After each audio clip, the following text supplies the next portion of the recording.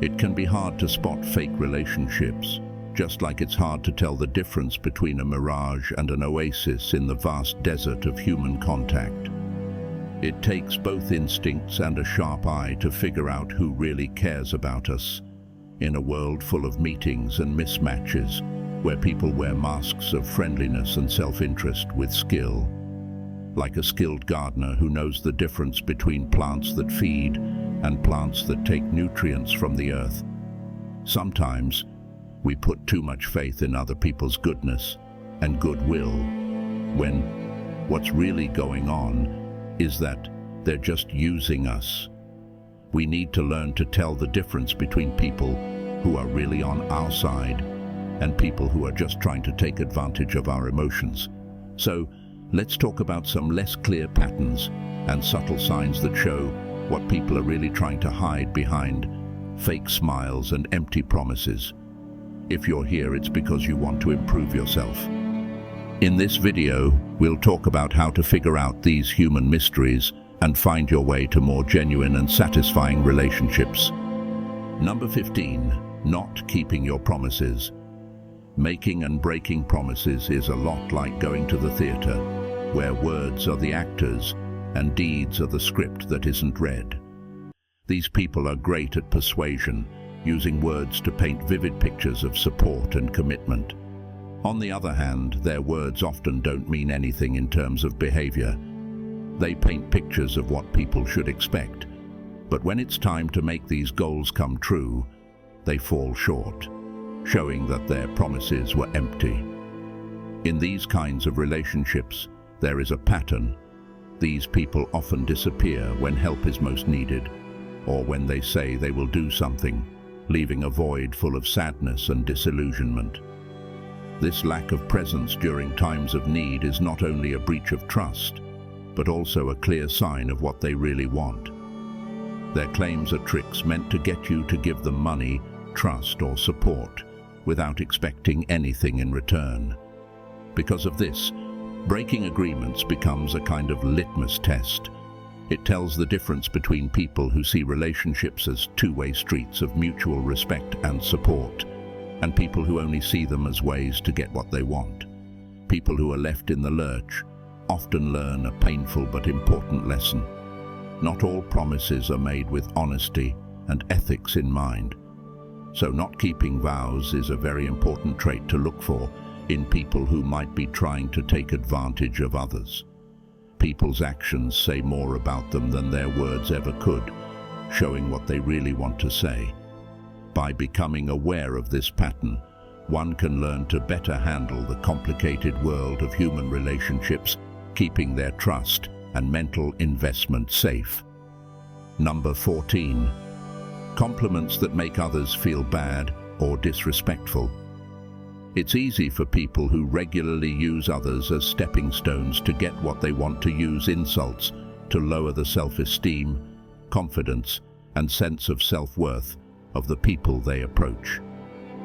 These comments, which are sometimes passed off as fun or friendly banter, are really sharp barbs meant to bring people down instead of lifting them up. They might make fun of your wins or goals, or act like they don't care about or understand your struggles and problems. This kind of behavior is like psychological warfare that isn't overt. These people throw off the balance of the relationship by consistently undervaluing your accomplishments and goals. If someone does this on purpose, they want you to keep doubting yourself and having low self-esteem, which makes you easier to control and manipulate. In their eyes, your lower self-worth makes them more important, which reinforces their control in the relationship. Also, people who say such rude things often do it because they are insecure and don't think they are good enough. By putting others down, they try to hide how weak they really are and give the impression that they are better. This behavior is a clear sign that they can't have healthy, helpful, and mutually beneficial interactions. It is very important to see and understand this trend of behavior. It helps you see past the shallow charm that these people often wear and figure out what's really going on in the relationship that is harmful. As a warning, It's best to either talk to the person about their behavior and set clear limits, or to stay away from a toxic situation like that. Number 13. Benefit for one side only. This can show up in different parts of a relationship, like the money, the feelings, or the practicalities. When it comes to money, the user may borrow money or resources with claims of paying them back, or reciprocity that never happen. On an emotional level, they may depend on each other a lot for support, approval, and care, but not give much in return. In real life, if the roles were switched, they might regularly ask for help, time, or favors, but be noticeably missing or too busy when the other person needs help. This unfairness is like a parasitic relationship in nature, where one living thing gets better at the cost of the other. Like a parasite, the user takes food, in this case, emotional, financial, or practical support, from their host without giving back equally or properly to their well-being. This lack of return can drain the giver's emotional, financial, or temporal resources over time, leaving them empty and worn out. People who take advantage of others often do so because they are deeply self-centered and don't care about others. The person looks at relationships through the lens of a transaction, judging exchanges by what they can get out of them instead of what they can give. This way of looking at relationships is fundamentally wrong because it doesn't see the worth in respecting each other, helping each other, and giving and taking. You need to have a sharp eye to see this pattern. Recognizing the ongoing lack of exchange and the feeling of always being let down in the relationship is a big part of it. It asks you to be honest about whether the conversations make you feel respected and valued, or used and unimportant. Number 12. Don't care about your feelings or wants. When someone repeatedly ignores or devalues their emotional landscape, it's like taking care of a garden and letting only one flower bloom while the others are ignored. When this happens, the user's wants and needs come first, while yours are ignored or pushed to the side. When they do or say something, it cuts away at your mental health, making you feel unimportant and unnoticed in the relationship. This lack of care can show up in different ways. They might make it clear by ignoring your emotional needs all the time and not being there for you, or understanding when you are weak or in need. This is clear when they don't care about your thoughts and decisions, and your voice is drowned out by their story. They might not recognize your accomplishments or, even worse, downplay your problems, making fun of the things that are really bothering you. This isn't just careless, it's intentional carelessness, a way to keep the upper hand in the relationship by making your feelings and needs seem less important.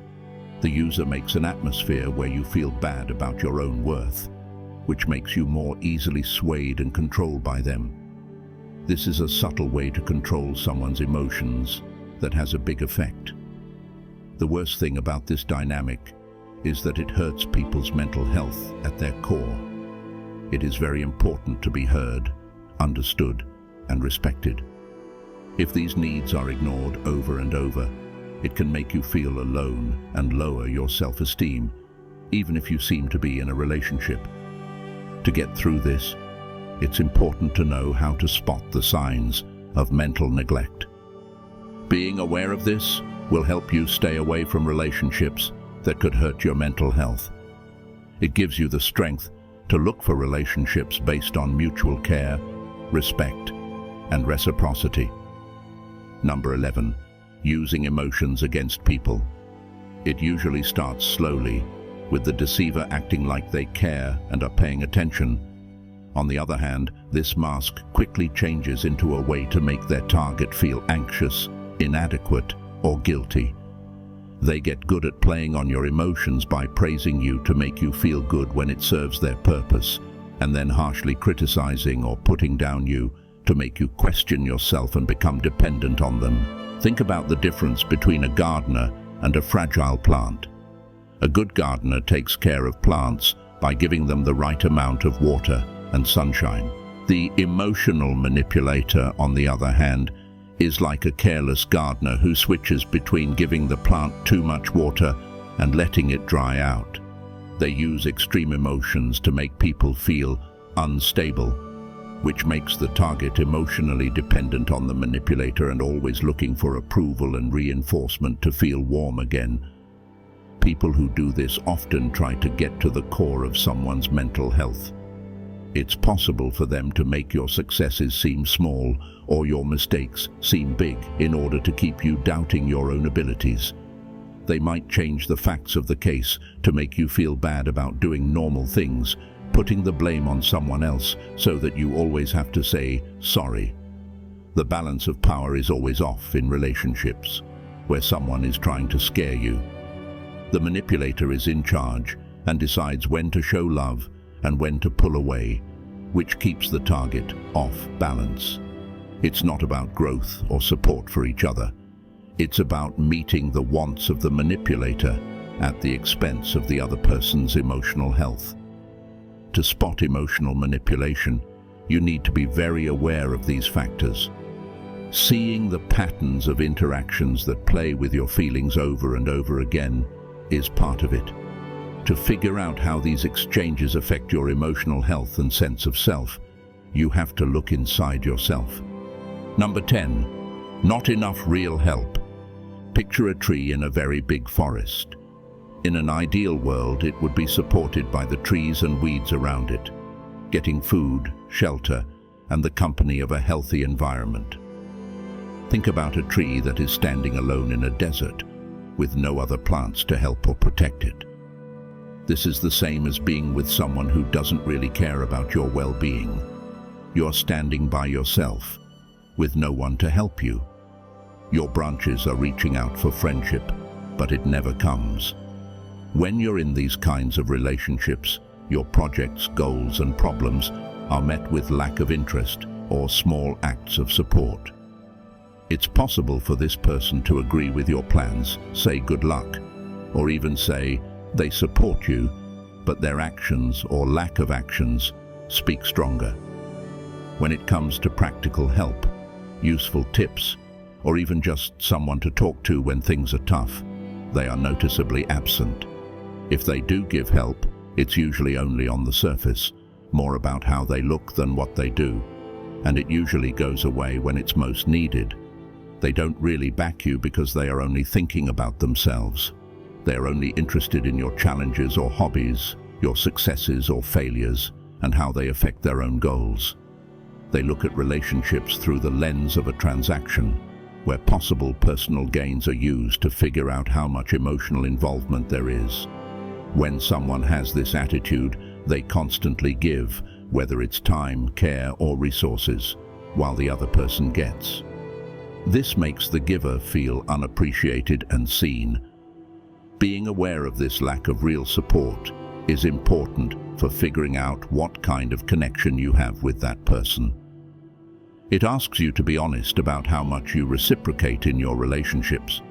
Finding this lack of support and doing something about it is important if you want to spend your time and energy on relationships that are nurturing, mutually beneficial, and truly helpful.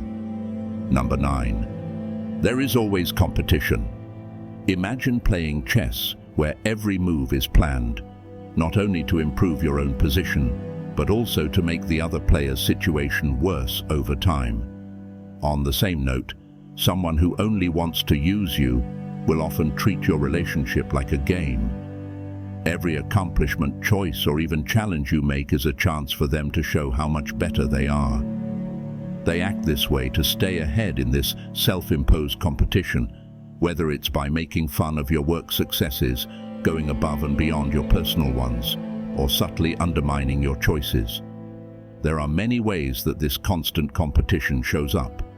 When you're at work, they might try to steal your ideas or make you look bad in meetings. In personal interactions, they might play down your accomplishments or experiences while putting their own in front of you to make them look more important. You can tell they're always trying to prove they're better, smarter, or more successful, even when they're just chatting. This behavior comes from a deep-seated sense of fear and a skewed sense of self-worth, where someone's worth is based not on their own abilities, but on how much better they are than others. Every exchange is seen as a zero-sum game, where someone has to lose so that they can win. In this case, that someone is you. The need to outdo and overshadow is more important than mutual improvement in this way of thinking. It can be mentally draining to be around someone who's always competing with you. It makes a place where people are always tense and where real cooperation or support is replaced by competition. People don't celebrate your achievements. Instead, they see them as threats to their power. They don't feel sorry for you. Instead, they see your problems as chances to get ahead. It is very important to find and understand this trend. Setting limits and, if possible, changing the connection to a more healthy and cooperative one is helped by it. It means realizing that mutual respect and support, not a never-ending race to be the best, are the building blocks of any healthy partnership. Number 8. Not being there when it matters most. This behavior pattern is like a tree that only gives shade when the sun is shining and disappears when the clouds start to gather. When things are going well, they are together, enjoying the shared light and maybe even getting something good out of the relationship. But when things go wrong, when problems come up, and when you need help the most, they disappear, leaving you to face the storm by yourself. People like this see relationships as a convenience, a way to get something they want, and they judge their participation by how much it helps them. Their support is only on the surface. They only give it when it suits their needs or gives them something to win. It's clear when they're not there, whether it's a personal crisis, a business setback, or emotional turmoil. When real help and understanding are needed the most, they show their true goals and lack of commitment to the relationship in a very clear way. This kind of behavior can have a big effect on the person who is let down. It makes people feel betrayed and disappointed, which hurts the trust and dependability that they thought were important to the relationship. This makes you think about the bond itself and often makes you reevaluate the person's place and importance in your life. To figure out what the relationship is about and what the other person really wants, you need to understand this trend. It means realizing that consistent support through good times and bad is an important part of any meaningful connection. Realizing that someone isn't there for you when you need them most is a good way to tell the difference between people who truly care about your well-being and those who are only in the relationship for their own benefit. Number 7. Not giving back. Think about a seesaw where one side is heavy with work, sacrifices and promises, and the other side is very light and hasn't made any contributions. That's a good picture of a friendship that doesn't work both ways. People who are connected in this way regularly give time, energy and emotion to the relationship in order to keep it alive.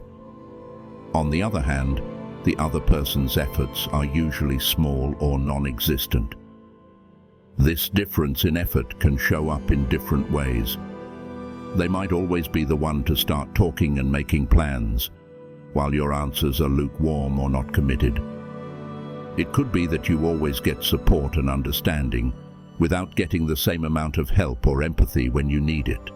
Even when you talk about your weaknesses and personal experiences, you might find that they are guarded and closed off, while you are open and honest.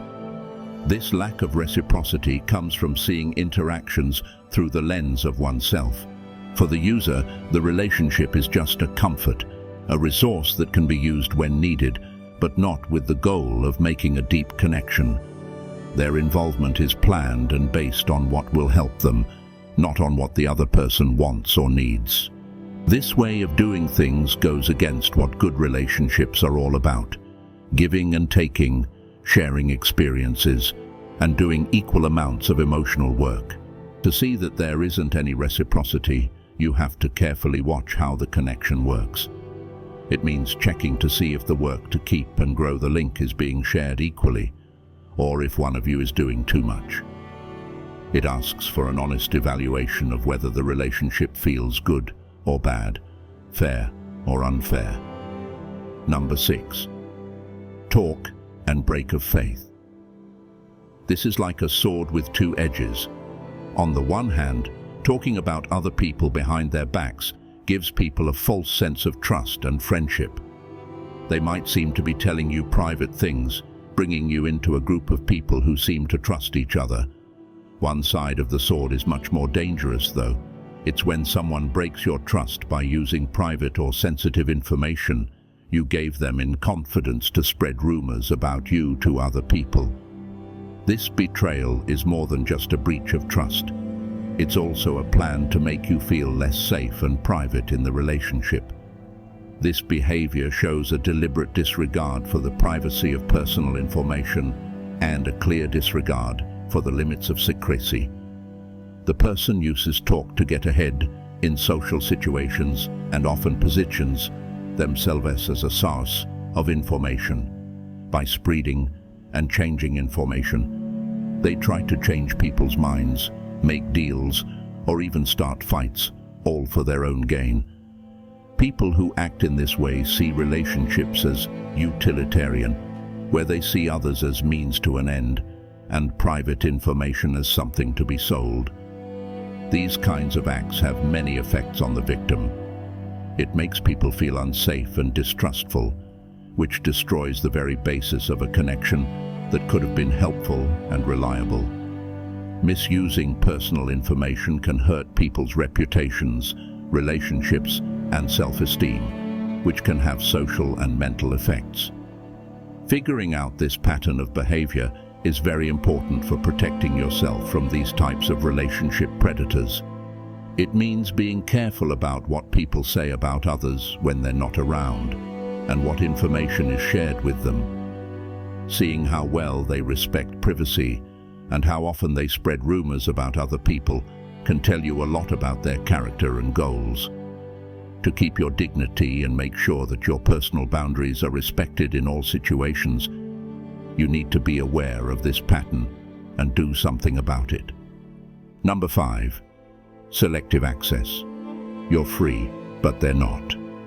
In this case, selective availability makes it sound like the connection is one-sided, like a phone line where only one person is always on call. In this situation, you are always willing to listen, give a hand, or offer support. They can easily get to your calendar, your feelings, and your finances because they are open books, while the other person's availability is as rare as a comet in the night sky, rare, unexpected, and always on their own terms. It's not like that at all. This difference in availability isn't just due to busy schedules or competing goals. It's a choice the user made, a strategic stance they took. Not being available helps them in two ways. It keeps them at a remove that works for them, and it puts them in charge. They make you want more by limiting their availability, and you'll usually be grateful for any time or care they do give you. When you try to connect or engage with someone in these kinds of relationships, they often give you reasons, delay you, or just ignore you. People may not answer your texts, calls, or needs may not be recognized. When they do interact, it's usually because it suits their wants or plans. This makes the relationship one way, and you stop being a valued partner and more of a convenience. This pattern can take a big toll on your emotions. It makes you feel bad about yourself because you start to doubt the importance of what you're doing and how important you are to the other person. There is a feeling of frustration and anger underneath because you know that their efforts and availability are not appreciated. It is very important to understand the structure of selective availability.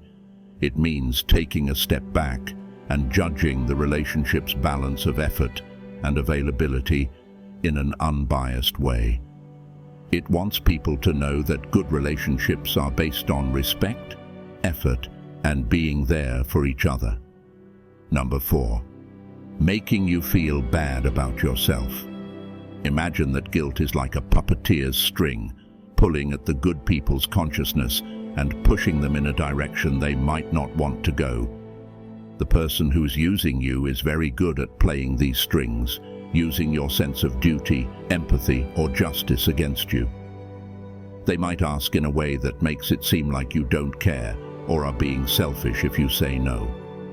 They might also remind you of favors or events that happened in the past, which could mean that you owe them something and haven't said it yet. This way of making people feel guilty is often sneaky and subtle. At first, they ask for small favors or concessions, but over time, they expect bigger things. Your limits are pushed back, and you lose the power to say no. This makes you feel stuck in a loop of guilt and compliance. The other person's wants and needs come first, while yours are pushed to the side or ignored completely. An important part of human nature is the desire to be seen as good, helpful, and loving. This strategy works because it plays on that desire. The person using it changes these traits into tools of control by making you feel guilty. You do things because you feel like you have to, not because you want to or because you respect the other person. This makes you feel resentful or tired most of the time. It's important to know when someone is using guilt to control you if you want to keep your emotional health and personal limits. It means being aware of the emotional undercurrents in the people you talk to and being able to tell the difference between real requests for help and attempts to take advantage of your kindness. You also need to be brave enough to question why people are asking you to do something and to stand up for your right to say no without feeling bad about it. To build healthier relationships based on mutual respect, real care, and free choice instead of obligation and guilt, it's important to recognize and deal with this manipulative behavior. Number 3, not being interested in you personally. Think of a talk as a busy two-way street where ideas, memories, and feelings are constantly moving back and forth. This street is full of people who care about and are interested in each other in a good relationship. Once you deal with someone who only wants to use you, this street changes into a one-way road. People talk about their own lives and experiences, and when you try to bring up your own, you often get sidetracked or reach a dead end. There are different ways that this lack of personal desire shows up.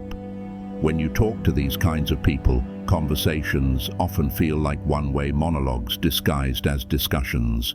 They talk excitedly about the little things in their daily lives, their problems and their successes, hoping that you will understand and care. But when the attention turns to you, they lose interest. They might just nod in response, change the subject quickly, or look like they're not interested or are impatient.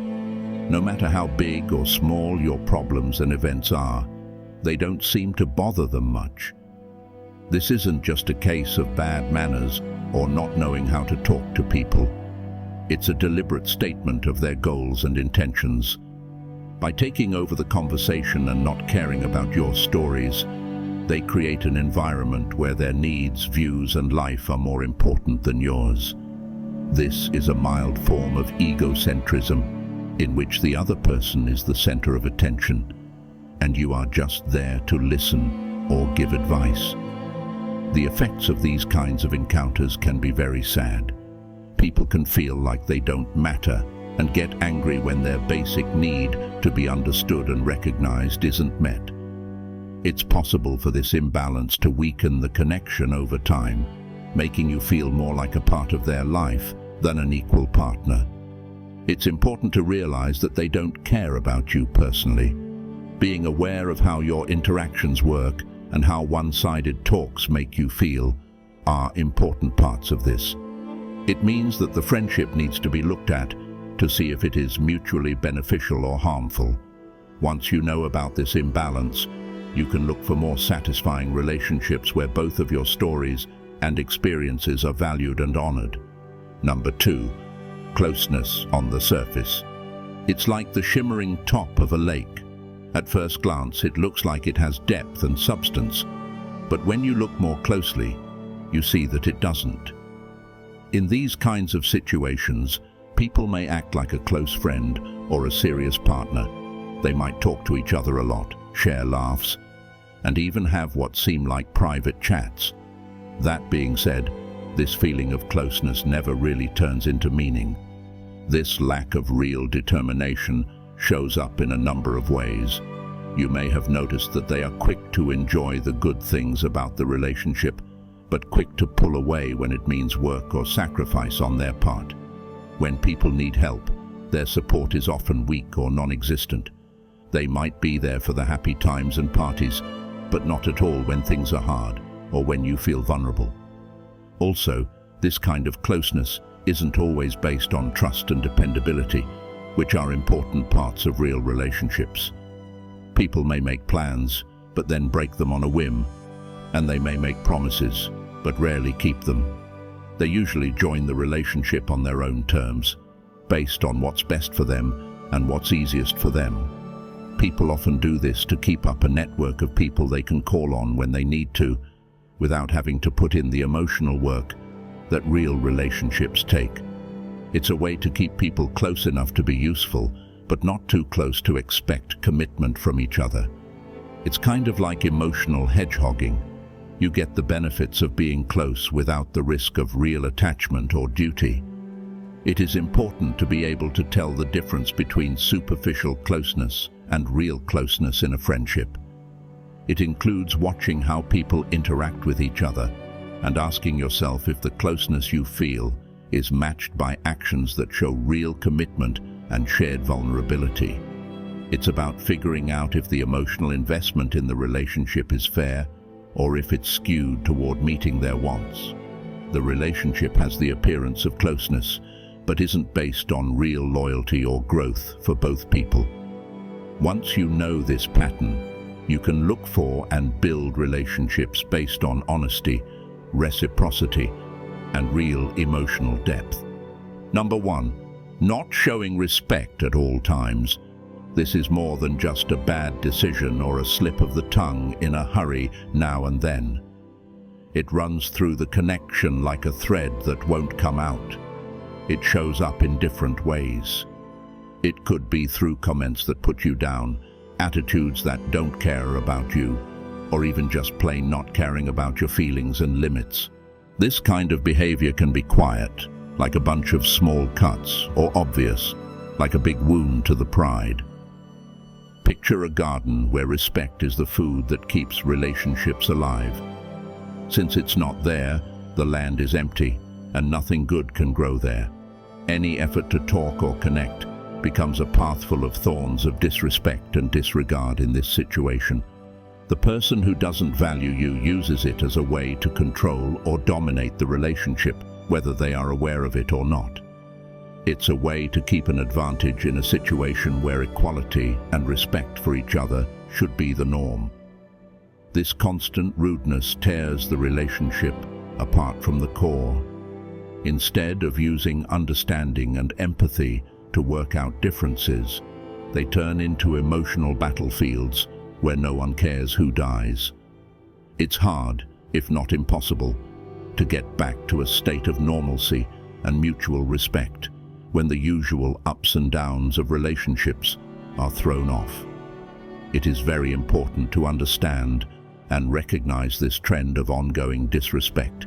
It means looking at more than just one event to see the bigger picture of how people act, to understand that respect isn't just big actions, but also in the little things we do every day, like noticing when someone is doing a good job or an argument. If someone doesn't respect you in a relationship, it's a big sign that they don't see you as an equal partner, but as a way to get something else. This disregard for your feelings and honor shows that the relationship is truly imbalanced and unhealthy. Figuring out this trait is very important for people who care about their self-respect and want to be in relationships based on shared respect and equality. Tell us about your experiences in the comments below, and click here to watch 8 things Stoics say you should not tell people.